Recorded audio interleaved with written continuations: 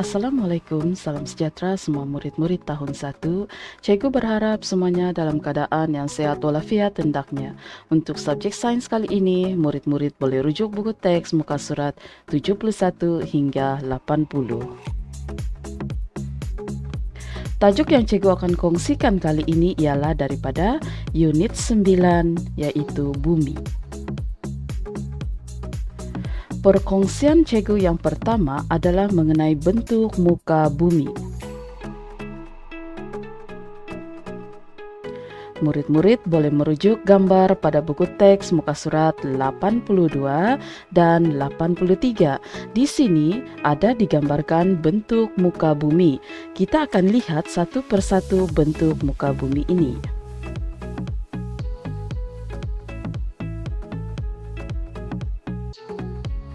Gunung. Gunung lebih tinggi dan curam berbanding bukit. Gunung Kinabalu adalah gunung tertinggi di Malaysia dan ketinggiannya adalah 4.095 meter dari aras laut.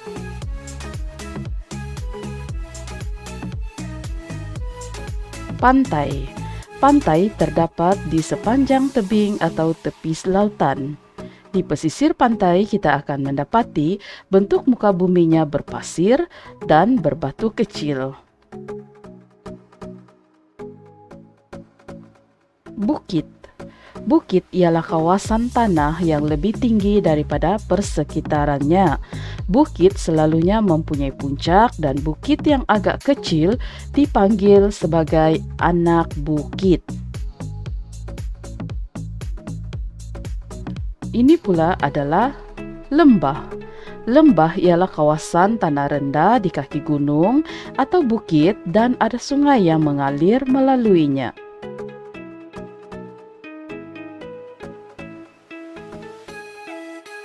Ini pula ialah sungai. Sungai ialah tali air semula jadi. Air sungai ini boleh jadi dari tasik, mata air, ataupun anak-anak sungai. Kolam.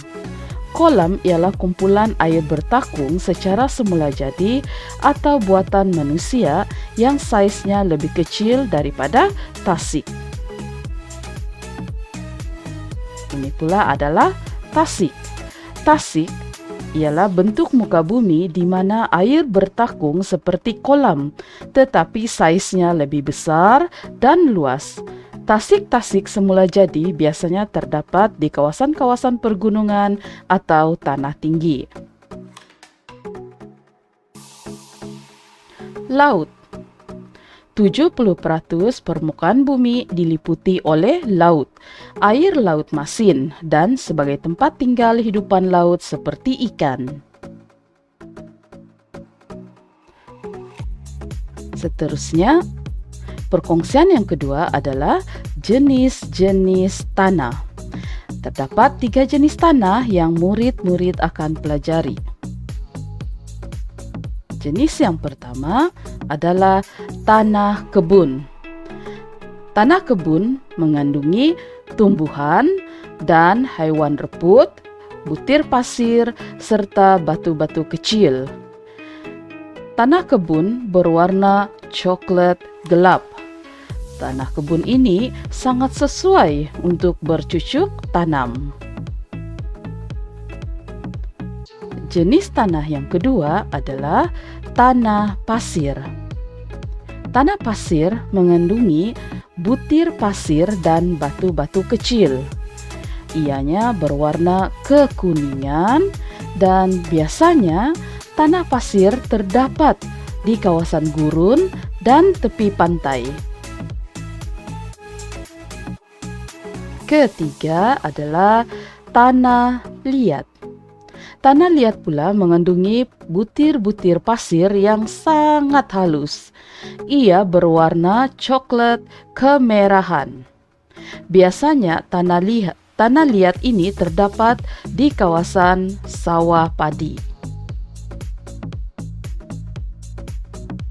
Bagi menguji kandungan tanah-tanah ini, murid-murid boleh buat eksperimen sendiri bersama ahli keluarga. Murid-murid boleh rujuk buku teks muka surat 88 untuk langkah eksperimen. Murid-murid juga boleh merujuk buku aktiviti muka surat 60. Hasil eksperimen ini, murid-murid boleh menjawab terus soalan latihan pengukuhan pada muka surat 61. Murid-murid boleh dapatkan bantuan daripada ahli keluarga yang lain untuk membuatnya bersama-sama ya. Baiklah murid-murid, untuk latihan pengukuhan, cikgu akan kongsikan contoh cara untuk menjawab soalan pada buku aktiviti sains pada muka surat 57, 58, dan 59 serta 62.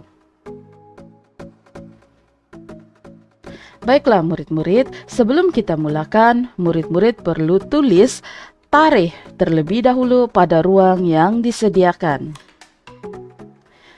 Latihan muka surat 57. Kenali bentuk muka bumi.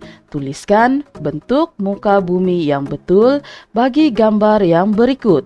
Di sini ada disertakan pilihan jawapan. Perhatikan gambar.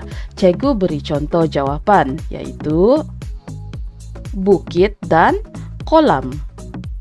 Oke? Baiklah, untuk muka surat 58, melabel bentuk muka bumi. Perhatikan gambar yang berikut. Kenal pasti bentuk muka bumi. Tuliskan huruf yang betul dalam bulatan di bawah. E. Gunung, B untuk tasik, C untuk lembah, dan D untuk laut. Cikgu beri satu contoh. E. Gunung. Ini adalah gambar gunung. Oke, yang lain murid-murid boleh coba jawab sendiri ya. Seterusnya, baik, untuk muka surat 59. Asing dan perhati. Namakan jenis tanah berdasarkan kandungan yang terdapat di dalamnya. Cikgu beri contoh. Ada butir tanah, ranting kayu, daun kering, batu kecil, dan hewan kecil. Jadi ini bermaksud ini adalah tanah kebun. Oke? Baik. Tanah ini mengandungi butir pasir dan batu-batu kecil. Jadi ini bermakna ia adalah tanah pasir. Boleh kan? Oke, seterusnya untuk latihan yang terakhir, muka surat 62. Asingkan kandungan tanah.